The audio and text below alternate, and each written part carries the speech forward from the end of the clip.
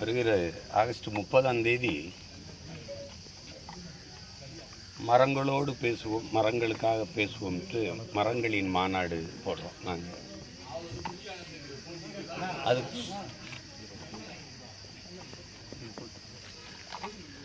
அதுக்கு வந்து காடு சார்ந்த நிலம் தேவைப்படுது. அது இல்லை. இது எங்கள் ஐயாவுடைய இடம். அது உங்களுக்கு தெரியும், எங்கள் ஐயா சைதை துரைசாமியுடைய மனிதநேய பூங்கா இது. அப்போ இந்த இடம் தான் அதுக்கு சரியான இடம். இந்த காடை பார்க்கும்போது எங்கள் ஐயா மனிதநேயவாதி இல்லை, அதையும் தாண்டி உயிர்மை நேயவாதின்னு தெரியும். உங்களுக்கு புரியுதுன்னு நினைக்கிறேன். 1990 ஒரு வெறும் பொட்டல் காடாக இருந்ததை சோலையாக்கி இருக்க முடியுது ஒரு மனிதனானேன்னா, ஏன் நாட்டை இப்படி சோலையாக்க முடியாதுங்கிற கேள்வி தான் இங்கே. மரத்தை வெறும் மரம்னு நம்ம கடந்து போக முடியாது. மனிதர்கள் இல்லாமல் இந்த மரங்கள் வாழ்ந்துடும். ஆனால் மரங்கள் இல்லாமல் மனிதர்கள் இல்லை, எந்த உயிரினமும் வாழ முடியாது. இப்போ உலக உயிர்களின் மூச்சு ஆக்சிஜன் நம்ம சொல்கிறோம், அதை தூய தமிழில் உயிர் வழிங்கிறோம். அது இந்த மரங்களின் கொடை தான். அதை எங்களுக்கும் பின்னாடி வர எங்கள் பிள்ளைகளுக்கு படிப்பிக்கணும். எல்லா பேரறிஞனும் கற்றுக் கொடுத்தது இயற்கையை நேசிக்க கற்றுக் கொடுத்துரு உன் பிள்ளைகளுக்கு. அந்த இயற்கை எல்லாவற்றையும் அவர்களுக்கு கற்றுக் கொடுத்துருங்கிறான். அதை செய்கிறதுக்கு தான் இந்த மாநாடு நடத்துகிறோம். ரொம்ப நீங்கள் பாருங்கள், ரொம்ப உயிர்ப்பாக இருக்கும். இவ்வளவு இருக்கா மரத்தை பற்றி தெரிஞ்சுக்கிறதுக்குன்னு உங்களுக்கு தெரியும். அதுக்கு தான் இந்த மாநாடு. இது மூலிமா நீங்கள் விழிப்புணர்வு ஏற்படுத்த போகிற நோக்கங்கள் சார். இந்த இப்போ நீங்கள் இவ்வளோ சொல்லிட்டேனே, மெசேஜ் கவர்மெண்ட்டுக்கு அதெல்லாம் எதனா ஒரு விழிப்புணர்வு எதனா இருக்குது? அதில் இந்த அரசுக்கு சொல்லி பயனில்லை. அது பதாகையில் தான் மரம் வளர்க்கும், விளம்பரத்தில் வளர்க்கும், மண்ணில் வளர்க்காது. இப்போ இப்படி பார்ப்போம், ஒவ்வொரு தலைவருடைய பிறந்த நாளையும் 1.5 கோடி தொண்டர்னு இருக்கிறான்றாங்க. வருஷத்துக்கு 1.5 கோடி வச்சுருந்தா கூட எத்தனை கோடி மரம் வந்திருக்கணும்? வைக்கல இல்லை. ஒரு ஒரு ஒரு நடிகரே இருக்காருன்னா, என்னுடைய பிறந்த நாளுக்கு நீங்கள் ஒவ்வொரு ரசிகரும் மரக்கன்று நடுங்கன்னா எவ்வளோ வந்திருக்கும்? 100 நாள் வேலை திட்டம், இப்போ 25 வருஷம் இருக்குதுன்னு வச்சுக்கிறோங்க. அந்த வேலை திட்டம் எத்தனை கோடி மரத்தை நட்டுக்கலாம்? ஒரு நாளைக்கு ஒரு மரக்கன்று நட்டால் கூட நோக்கம் இல்லை. க்ளீன் இந்தியா இருக்குது, க்ரீன் இந்தியா இருக்கா? புவி வெப்பமாகுதுன்னு வெக்கம் இல்லாமல் சொல்லி தெரியல. அது ஆகுதா? நீ ஆக்குனியா? பருவநிலை மாறிடுச்சு, பெரிய கண்டுபிடிப்பு. மாறிச்சா நீ மாற்றினியா? இதுதானே இங்கே கேள்வி. அப்போ அதை சொல்லிக் கொடுக்கணும் என் பிள்ளைகள்கிட்ட. அயோக்கிய பிள்ளைங்க இவங்க தான். இவங்ககிட்ட இருந்து பூமியை பத்திரமா வச்சுக்கணும்னா, நீ வணங்குறதுக்கு லட்சம் சாமி இருக்குடா, வாழ்கிறதுக்கு ஒரு பூமி தான் இருக்குது. எல்லா இவரிங்கன்னு கண்டுபிடிச்சிட்டா அறிவியல் விஞ்ஞானி. உலகத்தில் இந்த பூமி பந்தில் எந்த உலகம் புற சுற்றுற எந்த கோள்லையும் உயிரினம் வாழ முடியாது, பூமியை தவிர. இதை விட்டால் வேறு புகலிடம் இல்லை, போக்கிடமும் இல்லை.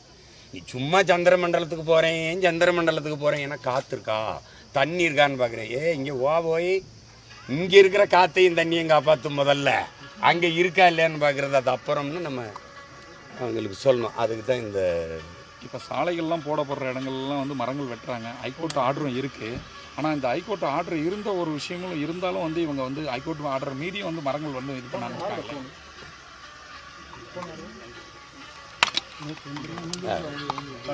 அதான் இல்லை நீதிமன்றம்ங்கிறது அது சொல்லுதுன்னு வச்சுக்கிறீங்களேன். அரசு ஒரு கொள்கை முடிவு எடுத்துருச்சு, மரம் வளர்க்கக்கூடாதுன்னு. என்ன பண்ணுவீங்க? அது நோக்கம் இருக்கணும்ல. ஹைகோர்ட் ஆர்டர் போட்டும் இவங்க நீங்கள் அரசு செய்யலைன்றீங்க. நீதிமன்றம் சொல்கிற அளவுக்கு நீ என்ன பண்ணுற? உனக்கு அறிவு இருக்கா இல்லையா? எல்லாத்துக்கும் நீதிமன்றம் உனக்கு சொல்லணுமா? உனக்கு புத்திசாலித்தனமா? உனக்கு இல்லையா? பூமி வெப்பமாகுதுன்னா நீங்கள் வெயில் அடித்தா என்ன பண்ணுவீங்க? கொடை பிடிக்கிறீங்க. பூமி தாய்க்கு வெயில் அடிக்குது, கொடை பிடிக்கணும். என்ன கொடை பிடிக்கணும்? பச்சை கொடை பிடிக்கணும். என்ன கொடை? மரக்கொடை. ஏன் வளர்க்குறதுல உனக்கு என்ன கஷ்டம்?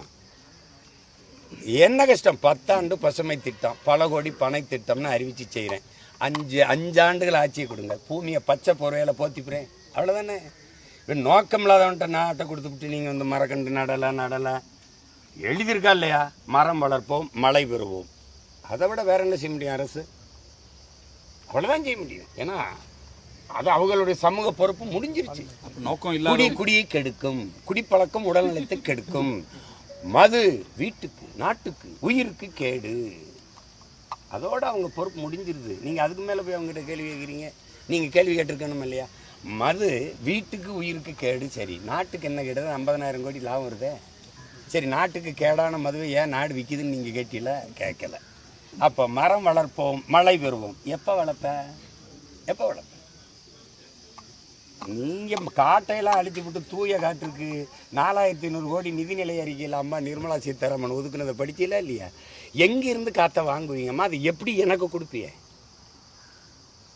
ஆளுக்கு ஒரு குடுவை தரேன், இடுப்பில் கட்டிக்கணும், மூக்குள்ள மாட்டிக்கிட்டு போகணும். அப்படியா? கொரோனா டைமில் அதான். காஞ்சிபுரத்துல ஆர்டிஓ ஆஃபீஸ்ல ஒரு கார்டு அளிக்கிறாங்க. ஒரு அரசு அலுவலகம் கட்டுறதுக்கு இருக்கிற காடை அழிக்கிறாங்க, மாற்று இடத்துல நடுறேங்கிறாங்க. காடு எல்லா இடத்துலையும் அமையாது. இந்த நிலத்தில் இந்த காடு தான் வரும். அந்த காடை எங்கள் ஐயா வளர்த்துருக்காங்க. இது கரெக்டு காடு, இந்த இடத்துல இதுதான் வரும். அப்போ மண்ணின் தரம் வளத்துக்கு ஏற்ப தான் நீங்கள் பண்ண முடியும். வாழ்விடத்தை பொறுத்து தான் மக்களுடைய உணவு, உடை, பழக்க வழக்கம் அமையும். அப்படி இந்த நிலத்தின் வளத்தை பொறுத்து தான் இந்த மரங்கள் வளரும். அப்போ அந்த காடை அழிச்சிட்டு வேறு இடத்துல போய் நடுனா, நீ வேறு இடத்துல போய் கட்ட, காட்டை அழிச்சு தான் நடுவியா? அதுதான் ஆபத்து. அதுக்கு தான் ஒவ்வொன்றுக்கும் போராட முடியல, நேரம் இல்லை. அதனால் ஒரே போராட்டம், மொத்தமாக இவங்களை அனுப்பிட்டோம்னா சரியாயிரும்னு நினைக்கிறோம். 5 வருஷத்தை கொடுங்கன்னு கேட்குறீங்க. 5 வருஷத்தை கொடுங்க, 5 வருஷத்தை கொடுங்க. அதுக்குள்ளே உங்களுக்கு தெரிஞ்சிடும், அடடா எவ்வளோ பெரிய தவறு பண்ணியிருக்கோம்னு. முதவே கொடுத்துருந்தா அந்த நாட்டை சொர்க்கமாக மாற்றிருப்பாங்களேன்னு உங்களுக்கு தெரியும். ஓட்டத்தை வேட்டையாடுறவன் தான் ரோடி சோப்பிடுவான். நாட்டை காக்கணும்னாக்க மரத்தை தேடி தான் வருவான். வந்திருக்க மத்தியில்